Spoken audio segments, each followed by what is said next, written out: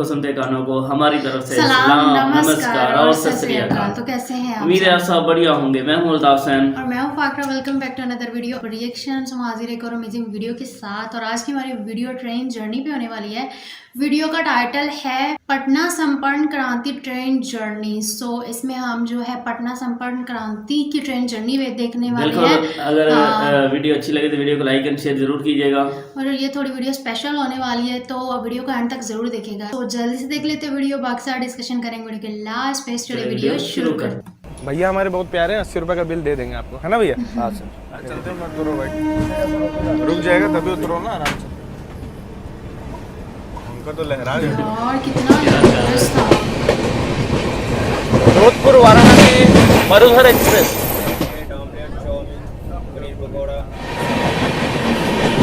अपनी मेहनत का टिकट जिसे तत्काल की लाइन में 10:40 में बुक किया गया है। सही है। जय हिंद दोस्तों, कैसे हैं आप सब? हम हैं फिलहाल नई दिल्ली में और आज ट्रैवल करने वाले हैं आम जनता की राजधानी में, यानी संपूर्ण क्रांति एक्सप्रेस में, जो कि रोजाना नई दिल्ली को राजेंद्र नगर टर्मिनस यानी पटना से कनेक्ट करती है। ट्रेन शाम 5:30 बजे नई दिल्ली से खुलती है और सुबह आपको 6:30 पटना और 7:20 तक राजेंद्र नगर टर्मिनस पहुंचा देगी। संपूर्ण क्रांति एक्सप्रेस को आम जनता की राजधानी इसलिए कहा जाता है क्योंकि ये राजधानी ट्रेन जितना ही समय लेती है नई दिल्ली से पटना के बीच में। जो पटना राजधानी चलती है उससे मात्र 10 मिनट का अंतराल रहता है दोनों ही ट्रेनों के बीच में, नई दिल्ली से पूरा राजेंद्र नगर तक। ट्रेन में AC 3 टायर का कोच, इकोनॉमी 3 AC का कोच, 2 AC का कोच, 1 AC का कोच और साथ ही साथ स्लीपर के कोचेस लगते हैं, जिसके कारण आम यात्री भी इसमें ट्रैवल कर सकते हैं, जिसमें डायनेमिक फेयर राजधानी की तरह नहीं लगाया जाता है। यहाँ से अगर बात की जाए इसके दीनदयाल उपाध्याय तक, तो ट्रेन केवल कानपुर सेंट्रल और मिर्ज़ापुर में ही रुकती है, बाकी स्टेशन में ट्रेन नहीं रुकती है। तो ट्रेन को प्रयागराज जंक्शन में भी स्टॉप नहीं दिया गया है और नई दिल्ली से पंडित दीनदयाल उपाध्याय के बीच में कई राजधानी ट्रेन से कम समय लेती है, इसलिए भाई आम जनता की राजधानी है। और आज इसमें सफ़र का जो एक्सपीरियंस है वो आपके साथ शेयर करूँगा। जल्दी देखते हैं, जब ट्रेन हमारी लगेगी आपको वो दिखाते हैं। उसके बाद इस यात्रा को 5:30 बजे नई दिल्ली से शुरू किया जाए। संपूर्ण क्रांति अभी कुछ ही समय में लगाई जाएगी और उससे पहले यहाँ पे हावड़ा राजधानी जो है कि निकाली जा रही है। वैसे राजधानी के लाइनअप के बीचों बीच ही चलती है अपनी संपूर्ण क्रांति एक्सप्रेस। समय देख लो, बस अनाउंसमेंट हो चुकी ट्रेन को लगाया जाने वाला है कुछ ही समय में, और उसकी जो भीड़ है वो आप प्लेटफॉर्म में देख ही सकते हो।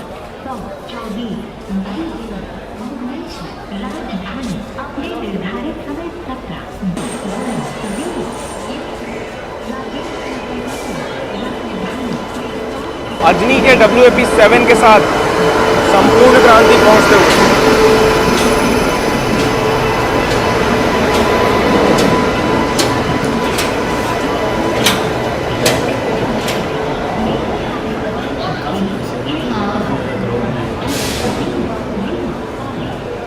भाई अपनी मेहनत का टिकट जिसे तत्काल की लाइन में 10:40 में बुक किया गया है। और किराया आप लोग देख लो, 3500 रुपये पड़ा है 2 आदमी का। और पीछे अपने लग चुकी है संपूर्ण क्रांति एक्सप्रेस, जिसमें टिकट मिलना बहुत ही मुश्किल हो जाता है। स्लीपर का हाल है वो आप यहीं से देख लो भाई, पूरी पैक हो चुकी गाड़ी यहीं से। अभी तो ट्रेन नई दिल्ली से खुली भी नहीं है। ट्रेन का जो स्लीपर क्लास है वो यहीं से भर चुका है। ट्रेन के S5 का हाल आप देख लो बाहर से ही। और अभी अंदर अच्छा खासा रश जो है वो ट्रेन में हो रहा है। आप लोग भी संपूर्ण क्रांति एक्सप्रेस में ट्रैवल करना चाहते हो तो आप लोगों को बता दूं, इसमें AC 3 टियर में आपको लगभग 1.5 से 2 महीने पहले टिकट डाल लेनी चाहिए, वरना वो कंफर्म नहीं होगी। और इकोनॉमी 3 AC में भी यही हाल है। AC 2 टियर में 15 से 20 दिन पहले भी टिकट कराओगे कंफर्म हो जाएगी, और 1 AC में तो ऐसे ही खाली रहती है। तत्काल के समय में भी सबसे पहले इस ट्रेन का AC 3 टियर बढ़ता है, 2 AC तो एकदम आराम से बढ़ता है, उसके लिए आपके पास सफिशिएंट समय रहता है। यही बात ट्रेन के स्लीपर क्लास की, तो आपको इसमें 3 महीने पहले ये टिकट कराना होगा। अगर आपको कंफर्म सीट चाहिए और तत्काल में 10:03 तक इसका जो स्लीपर क्लास है भर जाता है। और उसके ऊपर भी ट्रेन में 72 की सीटिंग कैपेसिटी है। लोग ऑफलाइन काउंटर वाला वेटिंग टिकट लेते हैं, वो भी आपके साथ ट्रैवल करते हैं। तो ट्रेन में ज़बरदस्त रश होता है नई दिल्ली से पटना के बीच में। अब समय हो चुका है अंदर चलने का, भीड़ जो है वो छट चुकी है। चला जाए अंदर, आपको इंटीरियर दिखाते हैं ट्रेन का। गवर्नमेंट जॉब के रेट ऑफ सिलेक्शन के बारे में तो आप सभी लोग जानते हैं। एज लिमिट, रिजर्वेशन, ऐसे 1000 फैक्टर आपके सामने आ जाते हैं। ऐसे में एक बड़ी तादाद आज इस एस्पिरेशनल जॉब को चेज कर रही है। अगर सबको सिलेक्शन नहीं हो पाएगा तो भाई क्या उपाय बचता है आप सबके पास? ये एक बहुत ही बड़ा क्वेश्चन है युवा के मन में। देश भर में गवर्नमेंट जॉब्स हैं, उनके बेनिफिट्स हैं, लेकिन 1.35 बिलियन लोगों तक इनको पहुंचा पाना बहुत ही मुश्किल है। तो आपके पास क्या प्लान बी है? आज उसी प्लान बी के ऊपर हम लोग डिस्कस करेंगे। अब शुभम सागर को ही देख लीजिए, उनको दुनिया बदलनी थी। उन्होंने अपनी इंजीनियरिंग के बाद 1 साल नौकरी की, उसके बाद UPSC की तैयारी में लग गए। इसी दौरान उन्होंने अपनी खुद की मैगजीन रिलीज की प्रो रेसलिंग के बारे में, जिसकी प्रोडक्ट डेवलपिंग में उन्हें इतना मजा आया, इस प्लानिंग में उन्हें इतना मजा आया क्या उन्हें इंजीनियरिंग में वापस नहीं जाना था और यूपीएससी की तैयारी भी नहीं करनी थी, उनका दिल लग चुका था प्रोडक्ट मैनेजमेंट में। तो आप भी जानिए उन्होंने कैसे जॉब पाई। सिंपल है, शुभम ने री लेवल का एसोसिएट प्रोडक्ट मैनेजमेंट टेस्ट लिखा, 15 दिन के अंदर उनकी प्रोडक्ट मैनेजर की जॉब लगी लॉजिक्विड्स में, और उनकी होर्डिंग्स आज आप पूरे देश भर में देख सकते हो। री लेवल से टोटल 80 करोड़ वर्थ के जॉब पिछले महीने डिलीवर हुए हैं और 1300 प्लस जॉब्स के ऑफर लोगों को दिए गए हैं। मैं आप लोगों को बता दूं, ये जो कैंडिडेट्स हैं इनकी होर्डिंग्स आप ऑल ओवर इंडिया देख सकते हो। आप टोटल 11 कैटेगरीज में अपने करियर को बना सकते हैं, जैसे हो गया सेल्स, प्रोडक्ट मैनेजमेंट, HR, ऐसी बहुत सारी फील्ड्स हैं जहां पे आपको मौका दिया जाता है कि आप एग्जाम दें और अपनी पसंदीदा जॉब को पा सकते हैं। यहाँ आप री लेवल के कोर्सेज भी ट्राई कर सकते हैं, जो कि आपको 14 डेज का सेटिस्फैक्शन गारंटी देता है। मतलब आपको सामने से कहा जा रहा है कि अगर आपको सेटिस्फैक्शन नहीं होता तो आपके पूरे पैसे वापस कर दिए जाएंगे। इस कोर्स की सबसे खास बात यह कि आप ट्रेन में हो, बस में हो, कहीं भी हो, इसे आप पढ़ सकते हो, सुन सकते हो।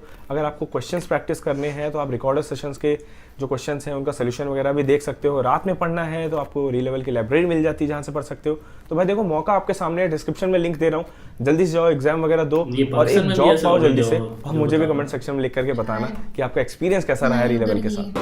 तो चलिए देखें ट्रेन का इकोनॉमी 3 AC जो है वो कैसा है। काफ़ी साफ सुथरा है, सही लग रहा है, बस थोड़ा कंजस्टेड होता है नॉर्मल 3 AC से बात की जाए तो।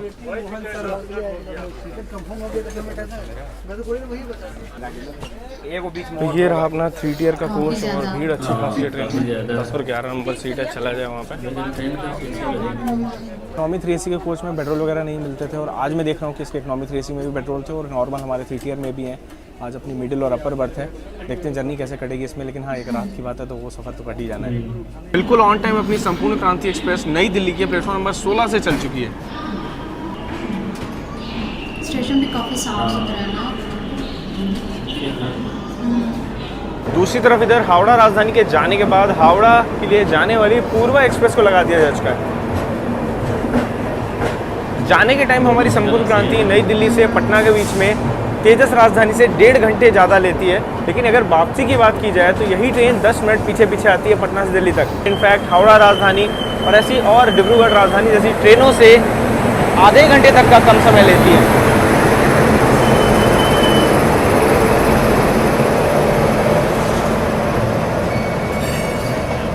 हाँ, एक साथ कितने सारे ट्रैक, वाह कितना अमेजिंग सीन है।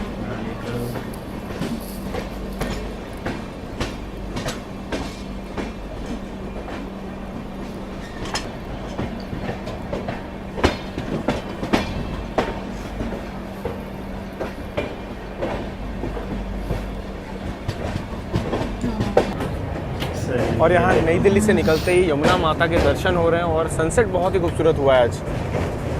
जब तक अपनी ट्रेन निकली सूरज देवता तो डूब चुके हैं, लेकिन खूबसूरत से बादल आपको देखने को मिलेंगे।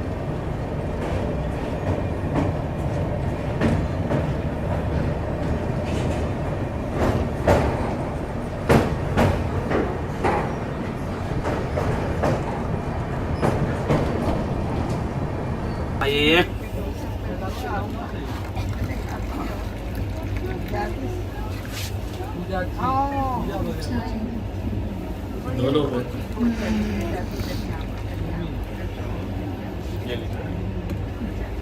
सुरक्षित हो, उन्हें ठीक होगा और एकदम गर्म पानी जैसा स्वाद है, मतलब बाकी कुछ नहीं है इस चाय में। मतलब रिकमेंडेड तो नहीं है, फिर भी अगर आप जबरदस्ती पीना चाहो तो पी सकते हो। संपूर्ण क्रांति एक्सप्रेस की चाय। बाकी देखेंगे डिनर पर रिव्यू कैसा है। चाय अच्छी नहीं है, ठंड में अच्छा लगेगा अभी। गर्म पानी लग रहा है।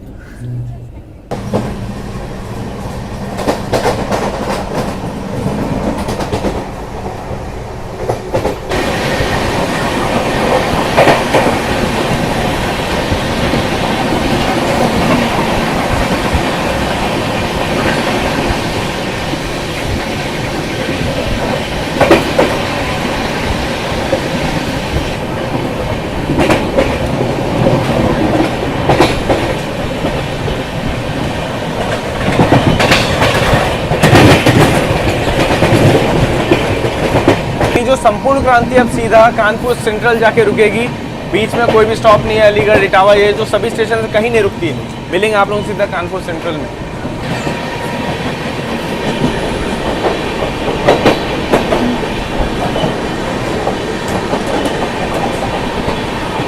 हरिद्वार बांद्रा एक्सप्रेस।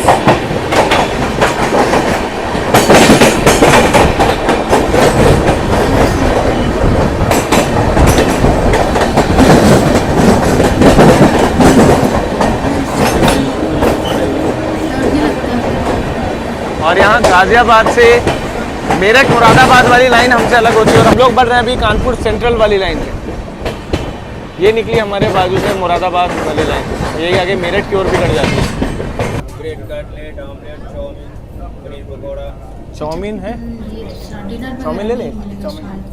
एक चाउमीन दे दो भैया। खाना खुद से बाई कर लेना। चाउमीन कितने का है? 40, 40 का है। और पनीर पकौड़ा?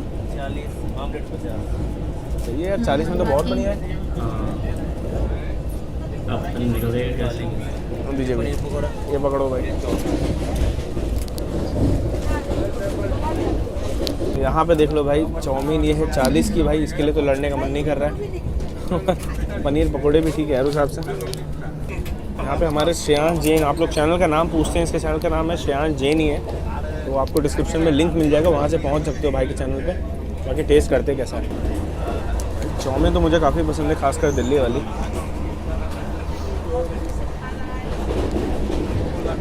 एकदम लाजवाब और रेट भी बिल्कुल बढ़िया है, 40 रुपये में। और क्या चाहिए आपको। देखते हैं डिनर की थाली का रेट क्या लगता है ट्रेन में। यहाँ तक तो ट्रेन काफ़ी अच्छी खासी रफ्तार में अभी से ही चल रही है, 130 ट्रेन ने छू लिया है। और खाने पीने के बेहतरीन चीज़ों को एंजॉय करते हुए हम लोग इस सफ़र पर बढ़ रहे हैं।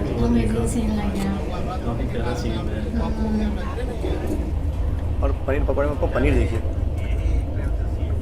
काफ़ी बढ़िया लगा। A1 quality. अभी तक तो संपूर्ण क्रांति के खाने से पूरा सेटिस्फाई हूँ और रेट भी ज़्यादा बहुत अच्छे लग रहे हैं।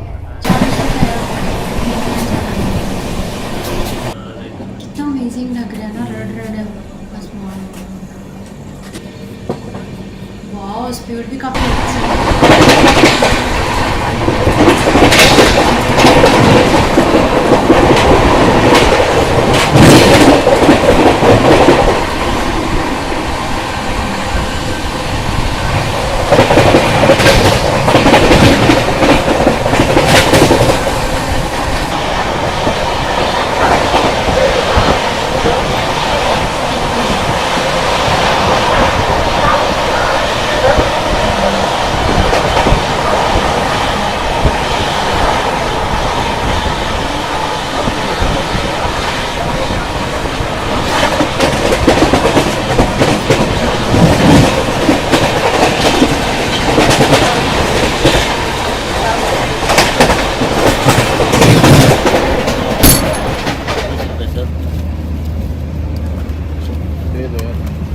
दो ले लें। तो ये है भाई अपनी ट्रेन का सूप, जिसका जो स्वाद है काफ़ी बढ़िया है। मतलब 20 रुपीज़ के हिसाब से बिल्कुल रिकमेंडेड है। अगर आप लोग शाम में आपको सूप पसंद है तो ट्राई ज़रूर करना यार। मुझे नहीं लगता कि कोई भी कमी है संपूर्ण क्रांति खाने पीने में। बस अब डिनर का इंतजार है, देखते हैं काफ़ी सारे लोग हैं। क्योंकि कानपुर सेंट्रल जो है 10:30 बजे आता है, ट्रेन बीच में होती नहीं, नई दिल्ली से कानपुर के बीच में। इसलिए से फिनिश करता हूँ, आपसे जल्दी मिलता हूँ सीधे कानपुर सेंट्रल को।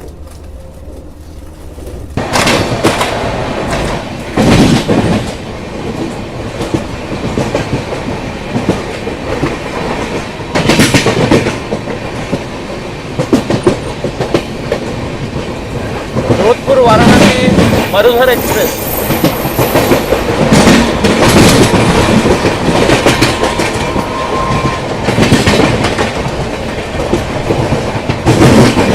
आगरा वाली लाइन से आ रही है मरुधर एक्सप्रेस, इसलिए टुंडला को जंक्शन कहते हैं क्योंकि आगरा की यहाँ से लाइन निकल जाती है और हम लोग दिल्ली वाली लाइन से कानपुर की ओर बढ़ रहे हैं।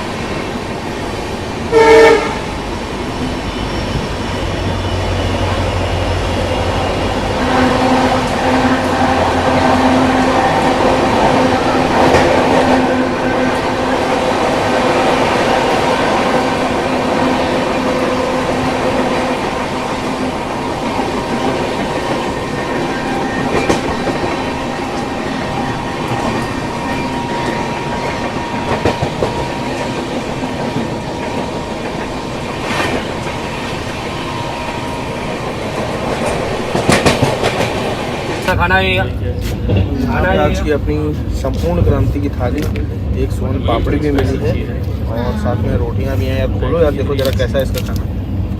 देखने में तो काफ़ी बढ़िया लग रहा है बाहर से। गरम गरम आया भाई। मटर पनीर भी है, साथ में दाल है, चावल है। देखते हैं इसका टेस्ट कैसा है। अच्छा लग रहा है, गजब बना है। अब रोटी देख लो आप लोग, यहाँ पे आपको 3 रोटी मिल जाती हैं। ऐसे घर में होता तो 3 रोटी कोई नहीं देता कभी, या तो 2 देते या तो 4, 3 नहीं देता है। अब देखते हैं स्वाद कैसा है।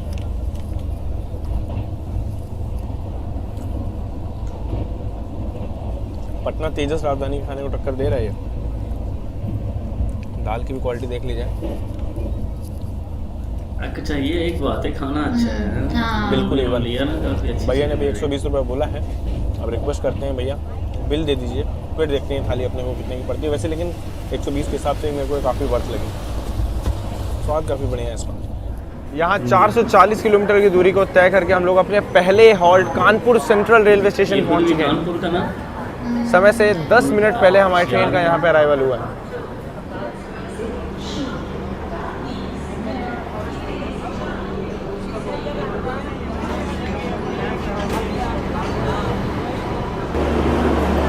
यहाँ हमारा अराइवल हो रहा है और रांची गरीब रथ देखिए निकल रही है कानपुर सेंट्रल से।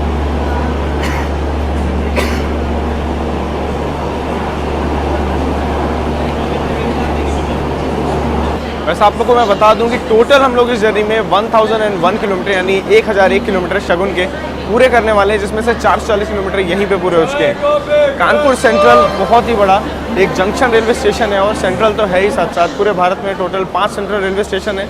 Thiruvananthapuram central, Mangalore central, Chennai central, Kanpur central और एक और आपको कमेंट सेक्शन में लिखना है क्योंकि बहुत बार आप लोग को बता चुका हूँ। वैसे मैं भी कानपुर से हूँ। एक और चीज़ आप लोग को बता दूँ, कानपुर से वीरांगना लक्ष्मीबाई झांसी वाली लाइन गई हुई है, अनवरगंज वाली लाइन गई हुई है, लखनऊ वाली लाइन गई है, बालामऊ वाली लाइन गई है और हम लोग प्रयागराज वाली लाइन पर बढ़ने वाले हैं। हमारी ट्रेन का प्रयागराज जंक्शन में कोई हॉल्ट नहीं है। ट्रेन सीधा मिर्ज़ापुर रात में 1:45 पे जाकर रुकेगी, तो इसलिए हम लोग इसके बाद ज़्यादा कवरेज करेंगे नहीं। और उसके बाद ट्रेन दीनदयाल उपाध्याय में रुकती है और फिर सीधा पटना जंक्शन में जाकर ट्रेन रुकेगी। और मैं आप लोगों को बता दूं, जब 2002 में इस ट्रेन को शुरू किया गया था ना, फरवरी के महीने में, तब इस ट्रेन को नई दिल्ली से सीधा पटना इसका हॉल्ट दिया गया था। बीच में कहीं नहीं रुकती थी, इतनी गजब की ट्रेन थी। टेक्निकल हॉल्ट होते थे लेकिन टिकट नहीं मिलती थी, पर ये सब चीज़ें अब नहीं है, अब ट्रेन रुकने लगी है।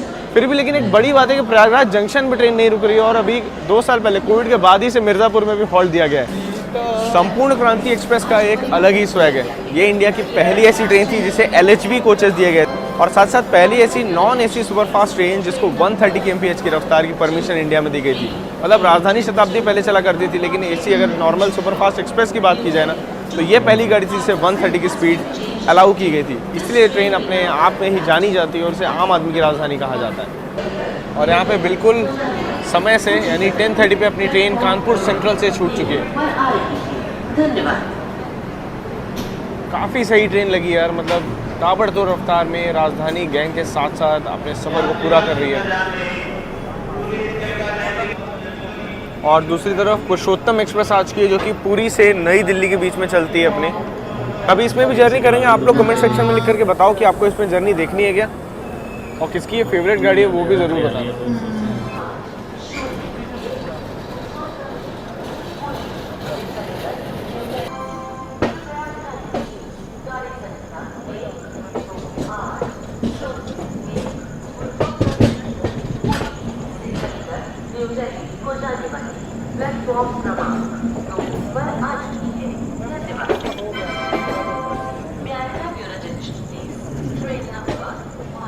यहाँ पे लखनऊ वाली लाइन हमसे अलग होती है, हम प्रयागराज वाली लाइन की ओर बढ़ते हुए।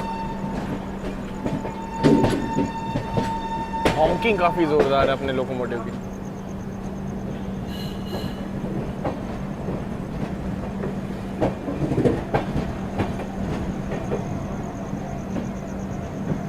कितना लिया भैया आपसे?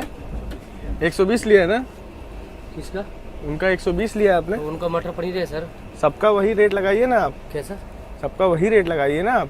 कैसे? कैसे क्या रेट? नहीं, मटर पनीर की सब्जी है, दाल फ्राई है, राइस है, चपाती है। उसका रेट 80 ही है। आप कहाँ से एक्स्ट्रा उसमें मटर पनीर के चक्कर में आप बढ़ा दे रहे हो रेट? हम क्यों बढ़ा रहे हैं? उनको बिल दिया आप? किसको? बिल दिया उनको मटर पनीर का? नहीं, बिल नहीं दिया। क्यों नहीं दिए? दीजिए बिल, मटर पनीर का बिल दीजिए उन्हें, और जो है उनका एक्चुअली का वो बिल दीजिए उन्हें आप। ठीक है। नहीं, वो तो ऑर्डर के साथ पे लिया था। ऑर्डर के हिसाब से नहीं है, जो है वो लीजिए आप। ऐसे बढ़ा के लेंगे 40 रुपये, ऐसे चलेगा नहीं ना काम। वो तो आपकी बात सही है। लीजिए, जो है आपका वो लीजिए, उसमें कोई दिक्कत नहीं है। नहीं नहीं, आप जो चीज़ है वही आपको रेट देना, एक्स्ट्रा देने की जरूरत नहीं है। भैया हमारे बहुत प्यारे हैं, 80 रुपये का बिल दे देंगे आपको, है ना भैया? हाँ सर। देखो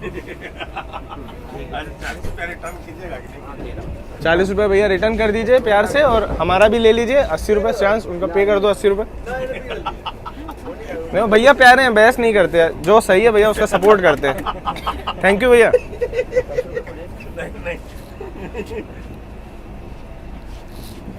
चाहे मटर पनीर हो चाहे आपकी नॉर्मल थाली हो, रेट आपका भैया 80 ही लगेगा वेज थाली का, ठीक है? एक्स्ट्रा मत दीजिए ट्रेन में, और कोई भी मत दीजिए, ज़रूरी नहीं है आपको 80 देना है। अच्छा ऐसे आप क्या करते हैं बताइए? नहीं ठंडा आप बोलोगे नहीं, वो आपकी बात सही है। सादा वाला भी है मेरे पास में, सादा चाहिए तो सादा मिल जाएगा सर। पनीर वाला पैसेंजर के ऊपर डिमांड होता है सर। पैसेंजर की जानकारी के ऊपर है, पैसेंजर के ऊपर नहीं है। पैसेंजर को पता नहीं होता है तो पैसेंजर मान जाता है 120 की थाली पे। सादा वाला खा लीजिए, जानकारी होना चाहिए। जानकारी रहेगी तो सब हो जाएगा। चावल सब्जी बस। चलिए चलो कोई नहीं भैया, प्यार से दे रहे हो तो ले लो। 80 मतलब कहाँ लिखा हुआ है? IRCTC का नियम है, ट्रेन की थाली 80 से ऊपर नहीं जाएगी। अलग से चाहे कुछ भी ऐड कर लें, एक्स्ट्रा आपको देना ही नहीं है। बदनाम कर देते हैं बताइए। नहीं, खाना बहुत बढ़िया था लेकिन रेट भी होना चाहिए ना। थैंक यू भैया। तो हमने TT पे किया 21। एक्चुअली क्या है, मैं सोच रहा था कि कानपुर सेंट्रल आके अभी तक कोई बिल के पैसे लेने नहीं आया, कोई हमसे पैसा मांग ही नहीं रहा था, क्योंकि पता था अगर पैसा मांग लिया तो ये लोग बिल वगैरह मांग के हंगामा खड़ा ना करते, क्योंकि ऐसे लोगों ने छवि बना रखी है। पर हमने सोचा प्यार से भैया से बात करेंगे। जब एकदम अंधेरा हो गया था, पूरे कोच में सब सोए बैठे थे, तब जाके जब भैया ने एक पैसेंजर से 120 लिया, तब मैं वहाँ पहुँचा। भैया कितना है थाली का? तो मुझसे बोले 80।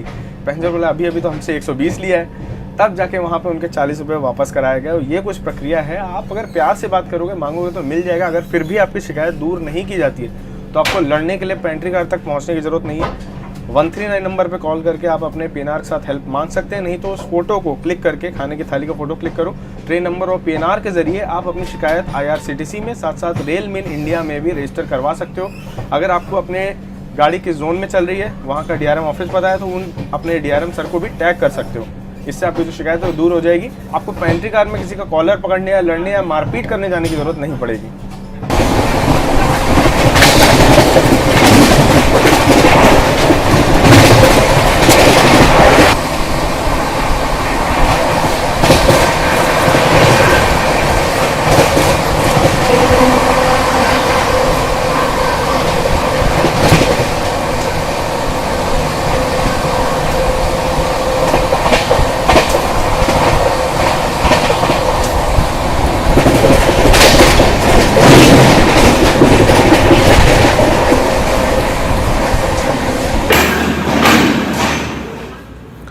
जब सुबह सुबह मेरी नींद खुली एक बार ऐसे ही रैंडम, तब मैंने देखा हमारी ट्रेन पंडित दीनदयाल उपाध्याय जंक्शन से निकल रही थी। इससे पहले ट्रेन का स्टॉप जो है वो मिर्ज़ापुर ही था, और टाइमिंग के हिसाब से ये पंडित दीनदयाल उपाध्याय जंक्शन लग रहा था। कंफर्मेशन तब हुई जब मैंने देखा दूसरी तरफ रांची गरीब रथ जो है वो खड़ी हुई थी। अब मैंने सोचा कहीं ये दिल्ली की ओर जाने वाली गरीब रथ तो नहीं है जो लेट हो गई हो, क्योंकि हम उससे पहले निकल रहे हैं। ये थोड़ी अचंभे वाली बात थी। पर बाद में मैंने रियलाइज़ किया कि हम लोग गरीब रथ को ओवरटेक कर रहे थे।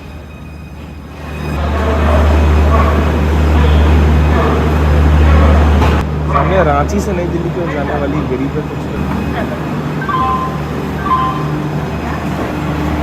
यहाँ रांची की ओर जाने वाली गरीब रथ को हम लोग ओवरटेक करते हुए पंडित दीनदयाल उपाध्याय जंक्शन पर। यह है संपूर्ण क्रांति।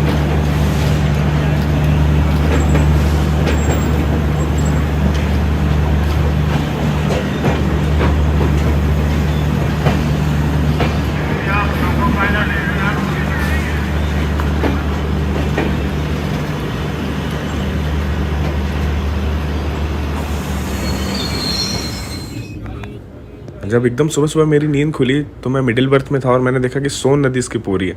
जब तक मैंने कैमरा ऑन किया नदी जा चुकी थी। पर हाँ, सोन नदी बहुत ही खूबसूरत लगती है। और यहाँ पे सुबह 6:10 पे मैं बैक टू डोर था।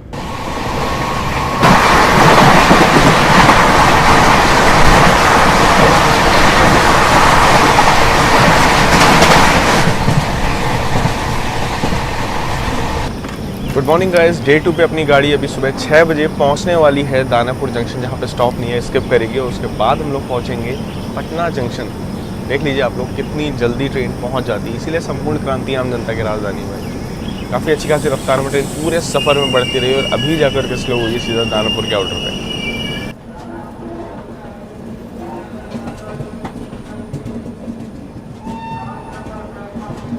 अरे चलते मत करो भाई, रुक जाएगा तभी उतरो ना आराम से।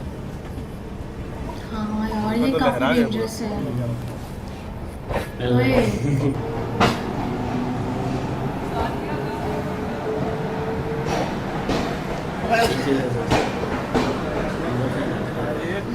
यहाँ पे अपनी ट्रेन दानापुर को स्किप कर रही है अभी धीरे धीरे।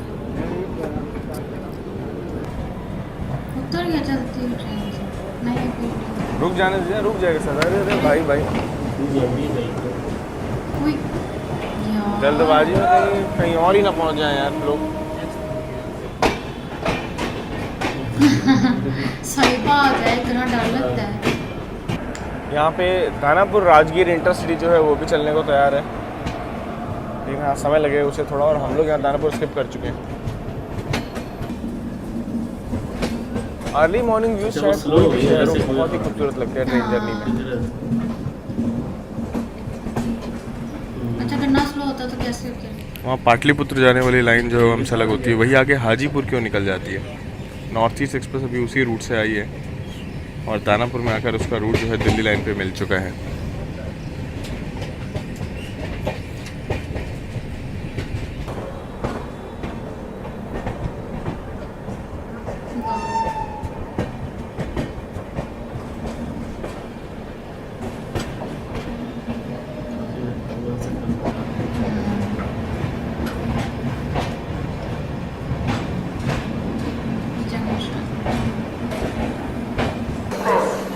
तो यहाँ पे देख लो जो पूरी भीड़ है वो पटना जंक्शन में उतर जाती है। बहुत ही कम लोग हैं जो राजेंद्र नगर तक जाने वाले हैं। मैं भी एंड टू एंड ट्रैवल कर रहा हूँ इसलिए बस जा रहा हूँ, वरना अगर मेरे को पर्सनल कोई काम होता तो मैं पटना जंक्शन ही प्रेफर करता।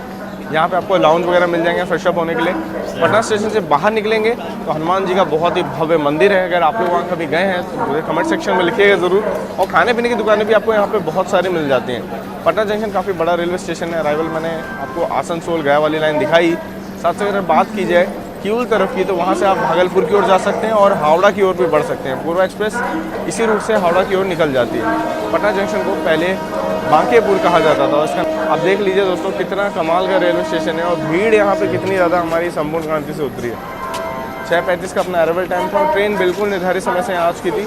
आउटर पे तो खैर 6:15 पे ही पहुँच चुकी थी, पर धीरे धीरे यहाँ पे लाया गया है। आज छठ पूजा के पहले हमेशा शुरू हो जाता है।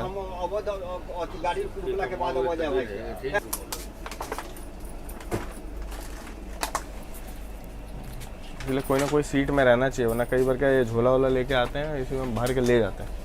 मैंने देखा एक बार हटिया वाले रूट पे गया था, ऐसे झोला लेके एक बैग भर के ले गए। हम अपने यहाँ इतने बैग पड़े इसलिए एक बंदा ज़रूरी है।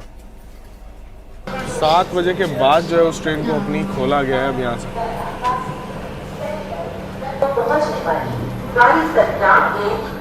फाइनली यहाँ पे 7:03 पर हमारी ट्रेन पटना से निकली है और 998 किलोमीटर की दूरी जो है वो हमने तय की है। बस 3 किलोमीटर दूर है राजेंद्र नगर। जल्दी वहाँ पहुँचेंगे, आपको दिखाते हैं Rajendra Nagar terminus railway station.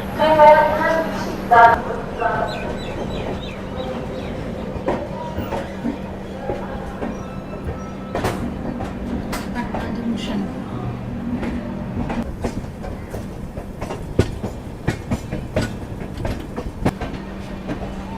यहाँ 7:10 पर अपनी जो ट्रेन है Rajendra Nagar terminal railway station में पहुँच चुकी है। प्लेटफॉर्म नंबर 2 पर हमारी संपूर्ण क्रांति का आज यहाँ पे अराइवल हुआ।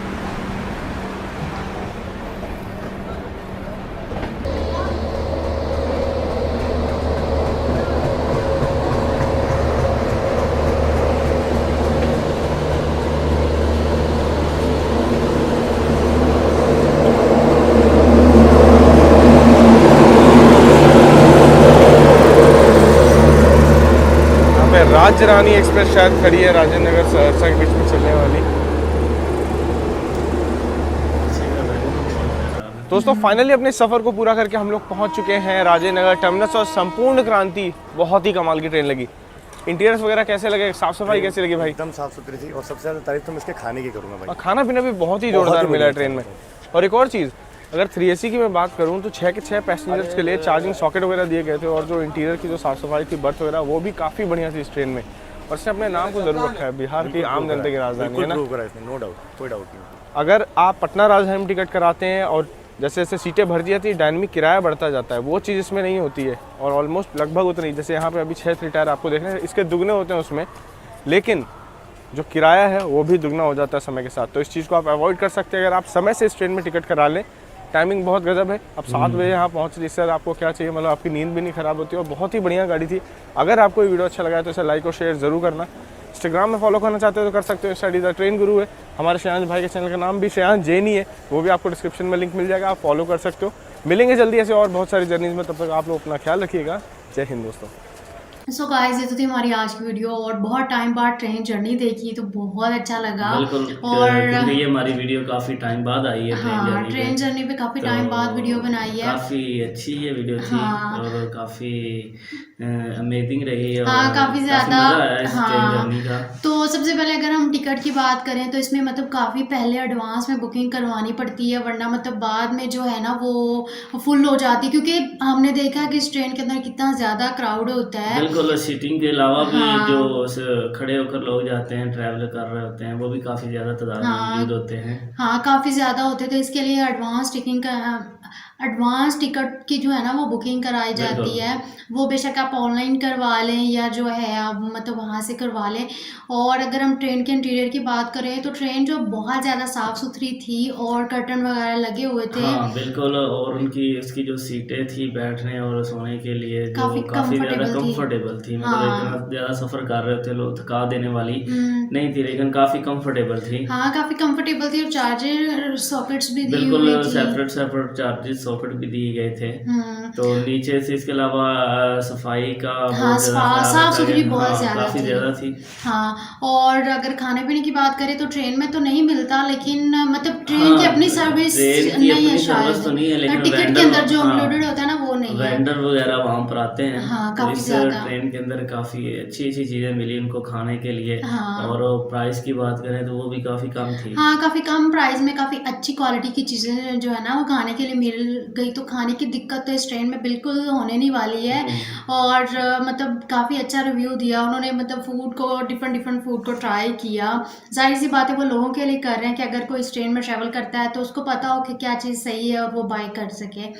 तो बहुत ही ज़्यादा अमेजिंग वीडियो थी। और अगर हम व्यूज़ की बात करें तो अगर हम व्यू की बात करें तो एक तो जब वो सनसेट हो रहा था तो आसमान ऐसे ऐसे हुआ हुआ था ना, रेड रेड वो हुआ बहुत था। अच्छा लग रहा था। और फिर सुबह सुबह का जो टाइम था वो वाला सीन वो बहुत अमेजिंग था और काफ़ी ज़्यादा हरियाली थी सुबह सुबह जो देखने को मिली है। और एक बात, अगर आप इस तरह की ट्रेन में जर्नी कर रहे हो तो एक चीज़ का ख्याल रखें, क्योंकि इस ट्रेन के अंदर लोकल काफ़ी ज़्यादा स्टेशन होते हैं, तो लोकल लोग काफ़ी ज़्यादा होते हैं, तो इतना ज़्यादा चेक एंड बैलेंस नहीं होता है, इसलिए आपका जो सामान होता है हाँ। उसको कभी अकेला छोड़ के मत जाए। हाँ, ऐसे ही है। कोई ना कोई किसी को आप सामान के पास ज़रूर बिठा के जाएं, क्योंकि वो सफाई करने वाले जो लोकल लोग आते हैं वो नहीं, सफाई करने वाले तो नहीं कर मतलब सकते। वो जो आते हैं ना, हाँ, वो कोई होते चीज़ें हैं उठाने चोर वाले, वगैरह जो, नहीं उनका पता तो वो नहीं चलता। सफाई जो आपके खाली एम्प्टी वगैरह नीचे फेंकते हैं ना, गत्ते वगैरह, तो वो उठाने के लिए आते हैं लोग। हाँ, मतलब वो हो सकता है ऐसा हाँ, कुछ। वो कर सकते हैं, तो उससे थोड़ी एहतियात करनी और होगी। दूसरा ये कि चलती ट्रेन से कभी भी नहीं उतरना, ये हाँ। बिल्कुल गलत बात है और गलत चीज़ है। आपको खुद जो है ना वो ये ना हो कि करना आपने चाहिए। कानपुर उतरना हो और फिर कहीं और जाके उतरे, हाँ, तो इसलिए हमें हमेशा इस एहतियात जर्नी के लिए करनी एहतियात चाहिए। करनी चाहिए। और वीडियो बहुत ज़्यादा अमेजिंग थी और बहुत ही मेहनत से वीडियो बनाते हैं और इनकी वीडियो बहुत ज़्यादा इन्फॉर्मेटिव होती है, हर चीज़ को कवर करने की कोशिश करते हैं अपनी वीडियो के अंदर। इस वजह से हमें भी इनकी वीडियो बहुत ज़्यादा पसंद है। होप सो कि आप लोगों को वीडियो अच्छी लगी होगी। अगर वीडियो अच्छी लगी तो वीडियो को लाइक एंड शेयर जरूर कीजिएगा। चैनल को सब्सक्राइब करना बिल्कुल भी मत भूलिएगा। सो मिलते हैं नेक्स्ट वीडियो में, तब तक के लिए आप रखिए अपना बहुत सा ख्याल। Thanks for watching. Allah Allah हाफिज़। हाफिज़। बाय।